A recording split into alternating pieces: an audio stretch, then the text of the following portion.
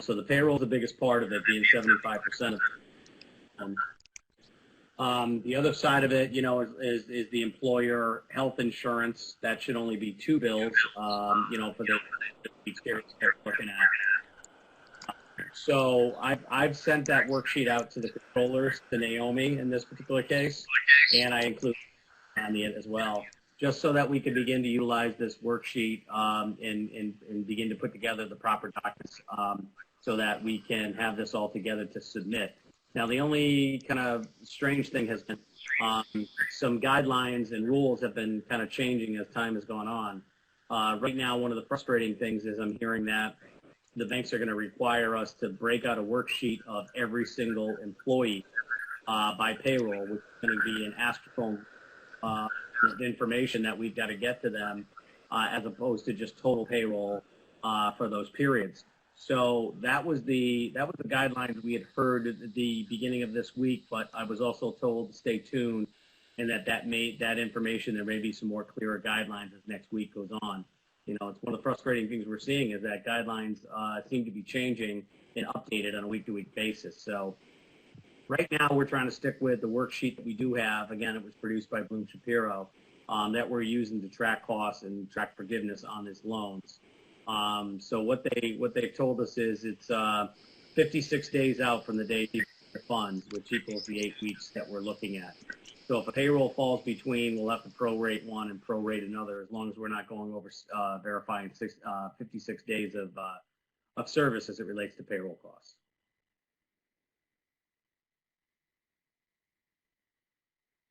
Okay, so how do you think your assessment of where we are agency-wise? Are we in good shape? Is there anything we need to be doing? I don't know now. I don't know today because I haven't seen the exact figures. But the rule of thumb with this whole PPP loan is that if there were no layoffs, if payroll was kept and employees were kept at the levels that they were at prior to this, and that there was no decrease in payroll costs or FTEs. Again, bottom line, as long as no one was laid off and it's been pretty much status quo, that these funds, from what we're told, the majority of these funds should be forgiven.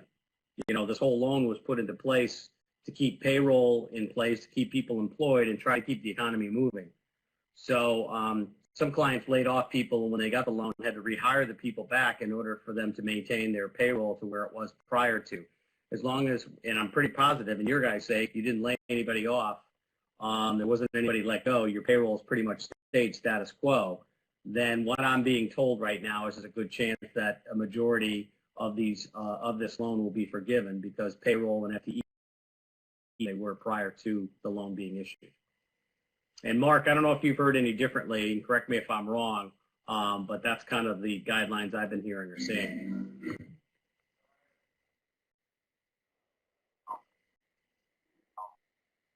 What about the concern or the need to kind of certify that you actually needed the funds? What have you seen or heard with that? Because I know there's been some, I don't know, some issues popping up around that. You heard like Harvard. Well, you're forgetting the guidelines I've seen on that, at least that have been issued, that they're really going to push the envelope on loans that were greater than $2 million. If you're underneath the $2 million threshold, then it's falling back to the initial premise of the loan, which centered around uncertainty.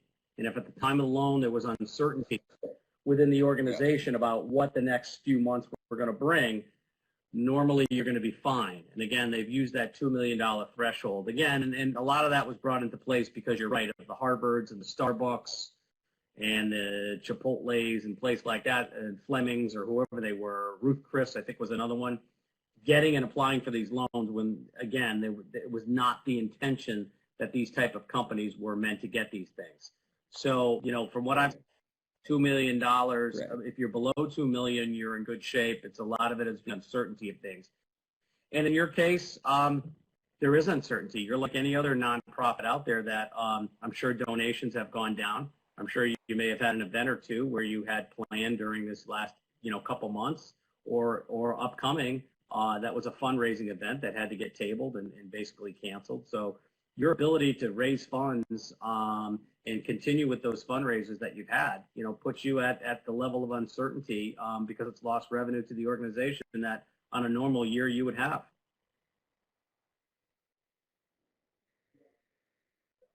Yeah, no, that's good. I wasn't sure about those details, but Right. that's good. Yeah. Good The only thing that's going to be interesting with these funds, and we don't know the effect of it, and I've had this on all my clients, is the cost settlement piece. But right now, this it's a loan. Right now, it's a balance sheet item. It's a debit cash credit due to funder. Not so much due to funder, but credit loan to Santander. And be decided upon until probably October or November.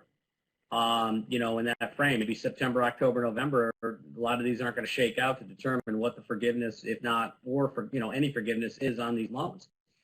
Some of the early discussions I'm hearing, and don't quote me on this, again, it's hearsay right now until I get the actual factual information, is that they're viewing this as a level 2 type income, which means that based on principles, this income will be recognized when it's forgiven, so we're going to cross fiscal years here. With the fiscal year ending in June, it's just still going to be a loan. It's still going to be a balance sheet item. It's not going to be recorded in 2020. If it's forgiven in October of this year, it's more my understanding from what I'm hearing, and I haven't seen the official document on this, but from what I'm hearing is it will not be recorded as revenue if it's forgiven until the 2021 year end. Right. They'll have to footnote it in the statements for June 30th, 2020, if the decision is made prior to the financial statements being issued. But it will not be until the following fiscal year when it's actually forgiven. Okay. Well, that makes this year's audit a little easier, because if we were waiting to see what's forgiven or not, that could delay things. In your case, I will work this all through. I'll work this all through. Ed Sullivan as well too, and Ed's got plenty of that are part of this PPP loan. And I had a discussion with Ed at the beginning of this week. So he even said to me, don't hesitate to reach out if you're going through the process and the calculations, if you want a second set of eyes and things to make sure that we're all in coherent, or we're coherent with one another, and understanding is right along the lines.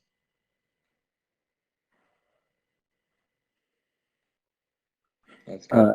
Pat, you see in Naomi's question, I have the same question. So how does using the PPP loan affect the grants? And the only thing I can add to that conversation is I did talk with Demas. They say spend the money down, and they're wrestling with it because we're not the only provider that has the loan.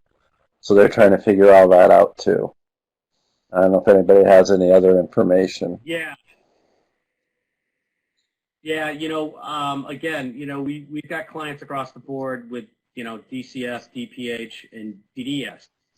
And we have not seen nor heard any guidance whatsoever in relationship to this. I think they're still all trying to figure out how this is all going to shake out and be part of what they need to evaluate at year end. And again, I've spoken to multiple CPA firms because of the multiple clients we have. We deal with a couple different firms, and none of them has heard or seen of any type of outline or guidance from any of the funding agencies within the state of Connecticut yet. Okay. So trying to stay on top of I think these type of meetings are great, and I'm encouraging all my staff to be reaching out at least once a week to all our clients, just to have these kind of either face-to-face or conference calls, just so that we're all touch base and all kind of have the same understanding about what where we need to go with this, or what we need to do or put together.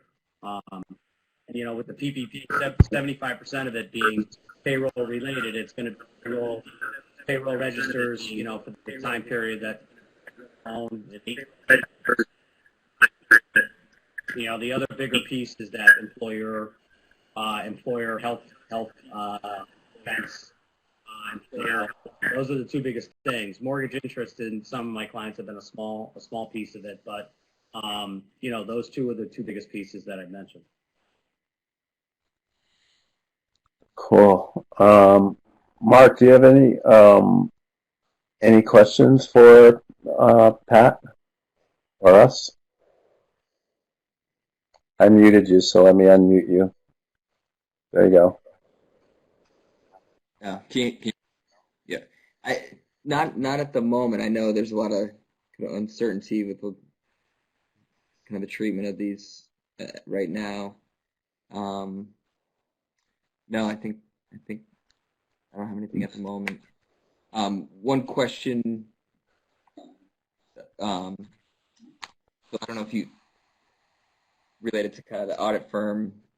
Have we talked to our? Well, I was going to ask you that. So Kevin has called me off from expressing my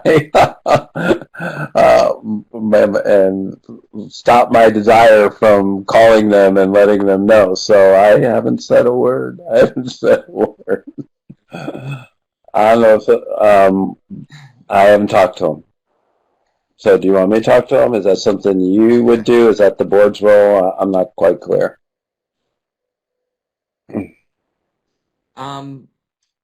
So, I mean, I guess I'm not sure why Kevin wouldn't want to talk to him now. At this point, I mean, I think it's fine to reach out to them and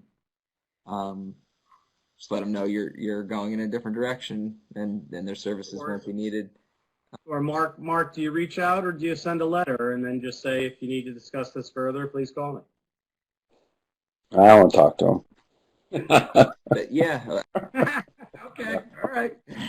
Trying to throw options out there for you, Phil. I know. I'm just maybe a little too honest at times. What can I say?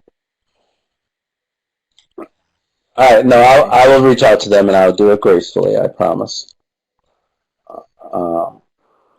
Yeah. No. The other part is, Joey, you're on here. Where are we with establishing that separate account? I know Santander is kind of putting us through some hoops. So can you tell us what the latest is?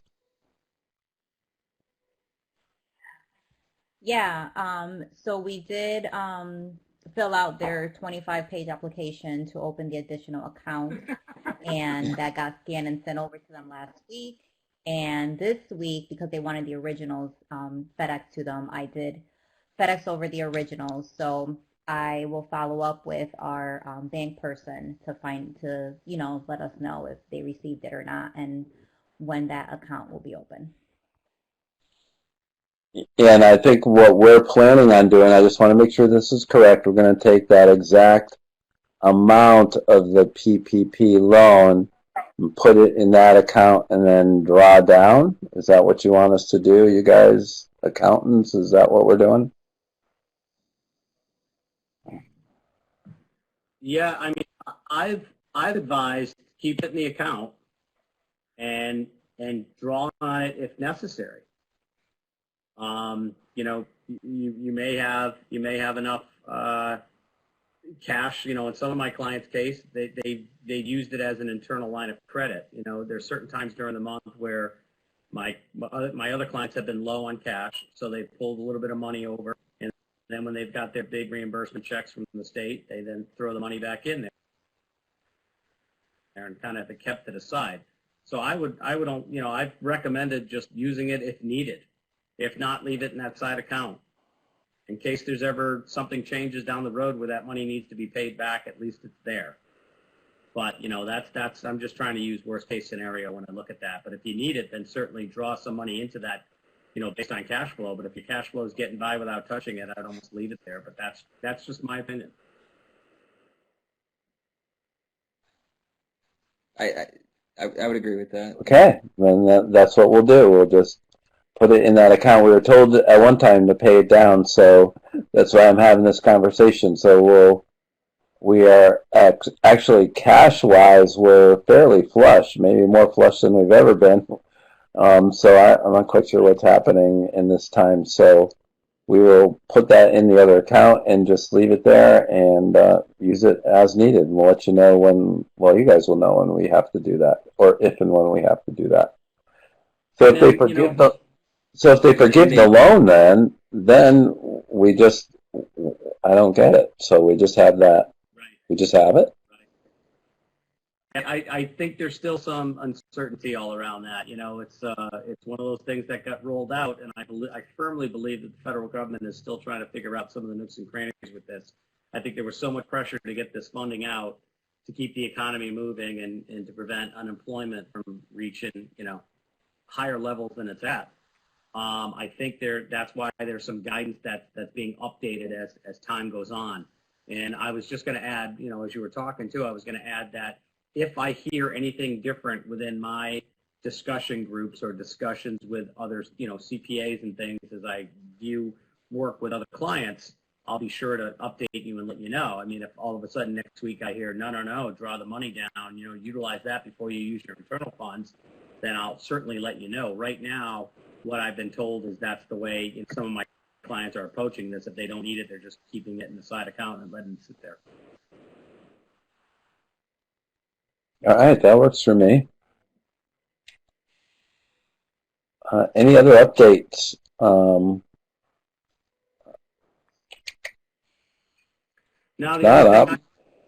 I had a little staff meeting prior to this phone call with all my office people in Connecticut, and I just spoke to Naomi and Veronica just about the your budget, looking at all our clients, now that we're at the end of May, budgets should be moving forward for the following fiscal year. And they had told me that they put the budget together, that back to you, and that you're going to go through and work a little magic like you normally do in your areas. And then back to, so I was happy that you had already gotten that we were moving forward with that, so that, that's going to be hopefully set soon for, next year, and we have something to discuss.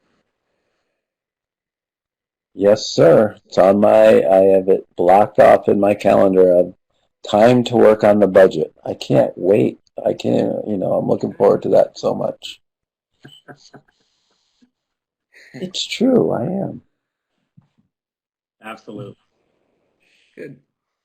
All right. So I'm good. If anybody, are we all set? Yeah, I think Veronica's still. Veronica, you're still there? She is. And I can unmute her. So she has the ability to speak now. Hey, Veronica? I was muted, that's why. Wow. Yes, I'm here. Yeah. No, I hear you.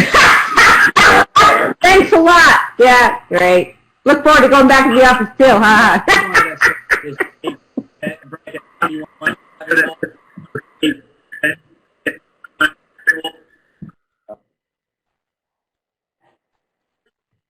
I didn't.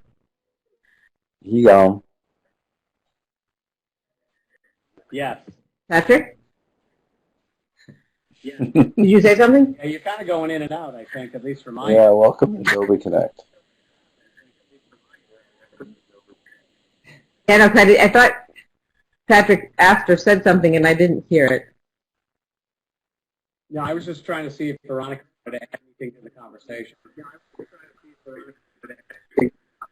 Or Naomi, Naomi, you're still there, if you want to add anything.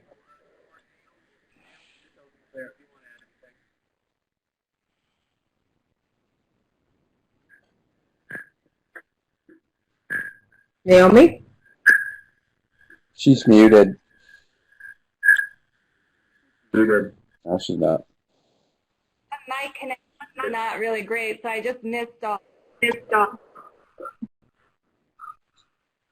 Oh, she's muted again. All right, well, I think that's good. If you need anything, you know where to find us. Let's call it a day. Thank you all very much. Absolutely. Thanks, Phil. Appreciate this Thank together. you. Mark, man, you look like you're ready for the wilderness, Mark. I like it. You like that? Man, oh man. All right. Thanks, bud. I don't know how much longer I'm going to go. Yeah. You and me both. See all night. Yeah, mine can't even do it. You know, that's my problem. All right, talk to you, buddy. All right. Yeah. Talk to you, All right. Have a good Bye, one. Bye, Patrick. All right. Cool. Bye.